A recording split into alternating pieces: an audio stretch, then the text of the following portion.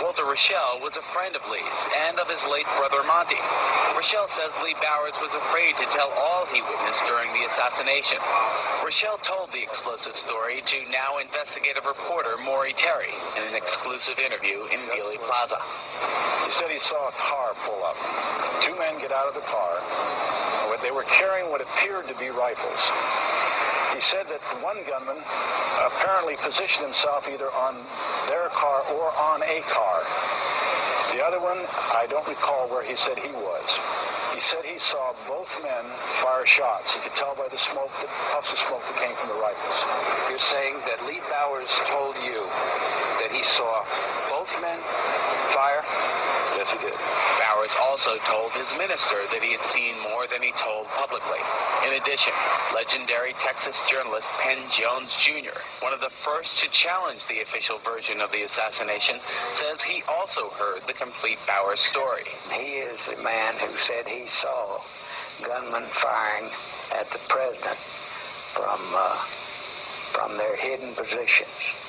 He didn't see all of them, but he saw two of them that were firing at the president. Later, another witness who wasn't questioned by the Warren Commission, a deaf mute named Ed Hoffman, said he too observed two men behind the fence and saw at least one shot fired. Further, acoustics tests conducted by the House Assassinations Committee determined that at least one shot was almost certainly fired from the knoll. So why was Bowers so afraid to tell the full story? Walter Rochelle provides a possible answer. Lee had disappeared for about 2 days. One night, I know for sure, which is very uncharacteristic of him. And when he came back, one of his fingers was missing on one of his hands. So Lee gave Monty some excuse for what had happened, which Monty didn't accept. So he called the local hospitals, the clinics, and some doctors' offices, and there was no record of anyone, and certainly not Lee, going in and having that taken care of. And shortly after this alleged disappearance and mysterious maiming, Lee Bowers died in that suspicious automobile wreck. At the time I was in Monty's office, he was quite upset because the insurance company had refused to pay the claim. I can't recall too vividly, but I believe that Monty felt that the insurance company did not believe that his death was accidental. If Lee Bowers' death was not accidental, what was it? Joining me now, Craig Rivera. What was it? We don't really know because the death certificate is missing. What about the official autopsy? There's no autopsy either.